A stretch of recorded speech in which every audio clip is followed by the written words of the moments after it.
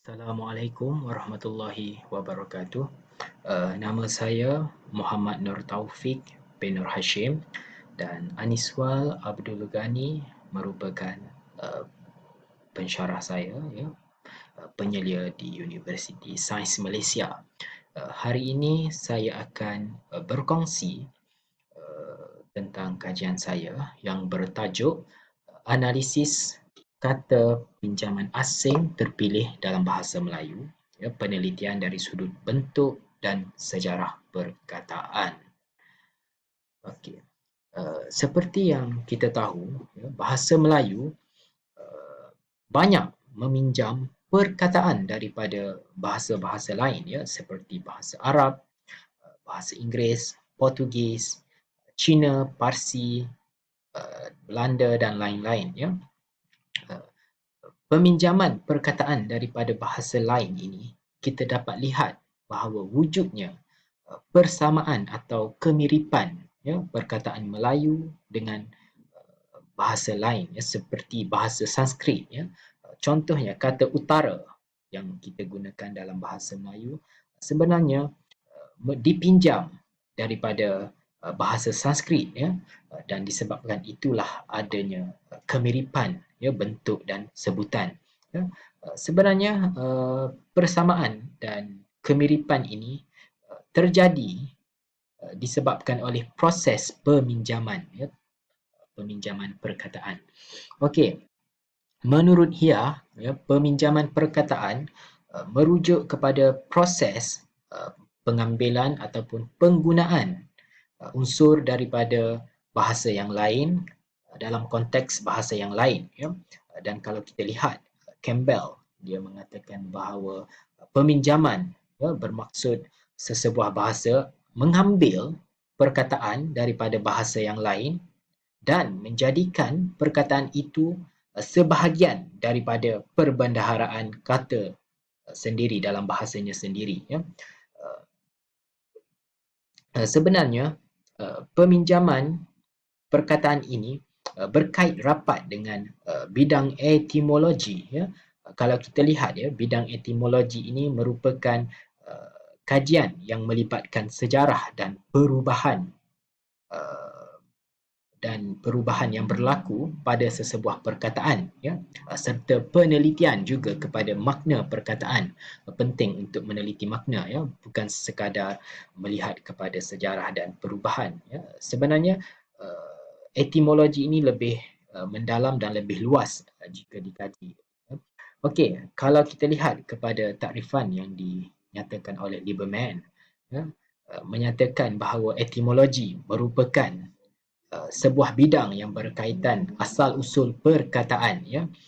Jadi kajian ini juga akan meneliti tentang asal usul perkataan, ya, dengan melihat kepada sejarah, ya. Maksudnya kita melihat kepada bentuk dan sejarah perkataan.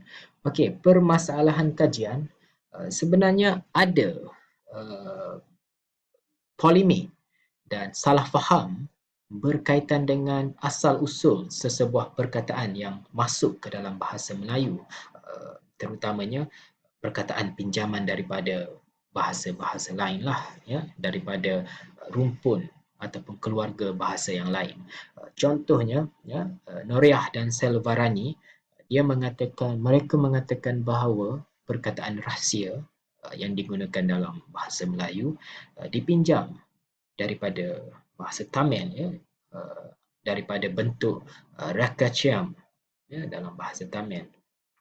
Tetapi kalau kita lihat kepada catatan Wisted dan Wilkinson, dia menyatakan bahawa perkataan rahsia ini dipinjam daripada Sanskrit, daripada bentuk rahasya, ya. Uh, jadi kita sepatutnya kita perlu melihat kepada bentuk, ya, tidak melihat kepada sejarah semata-mata.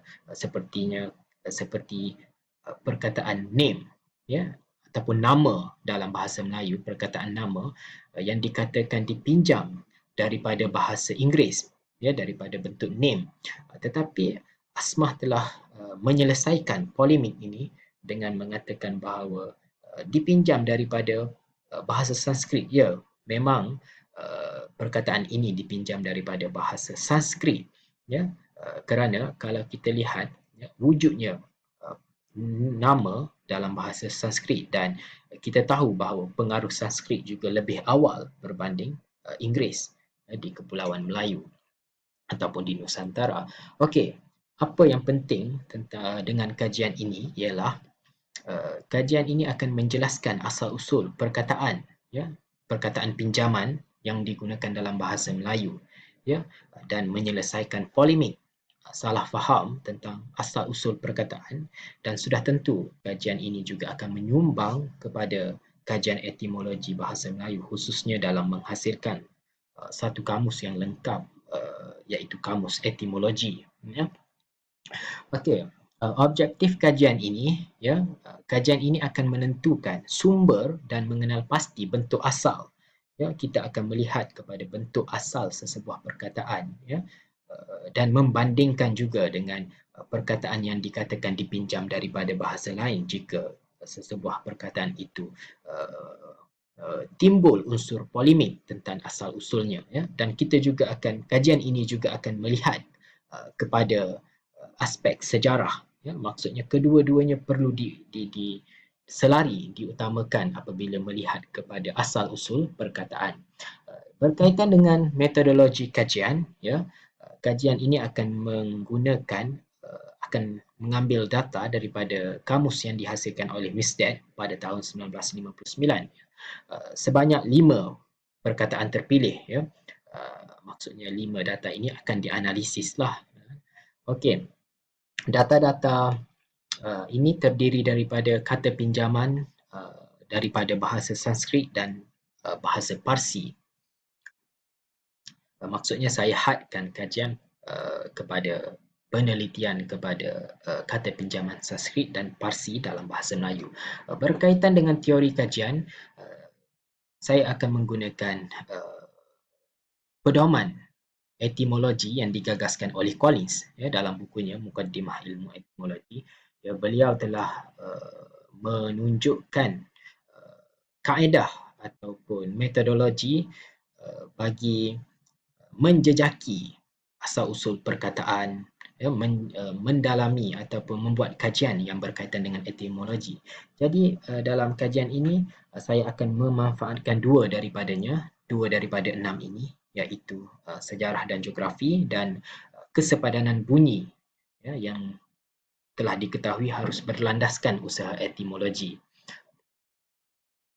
Okey, berkaitan perbincangan dan dapatan, sebenarnya ada 5 data dalam bahagian ini. Saya akan tunjukkan salah satunya sahaja, ya, iaitu berkaitan dengan kata pahlawan, ya. Sebenarnya kata pahlawan ini dipinjam daripada bahasa Parsi, ya. Tetapi ada maksudnya ada polemik, ya, tentang perkataan ini.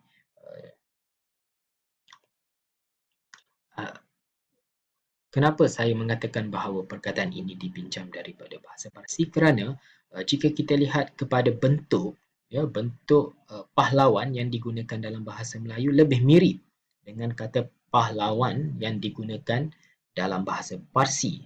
Ya, memang tidak dinafikan bahawa pengaruh daripada India lebih awal daripada Parsi, tetapi kita tidak boleh mengatakan bahawa kemiripan antara bahasa Parsi dan bahasa Tamil itu,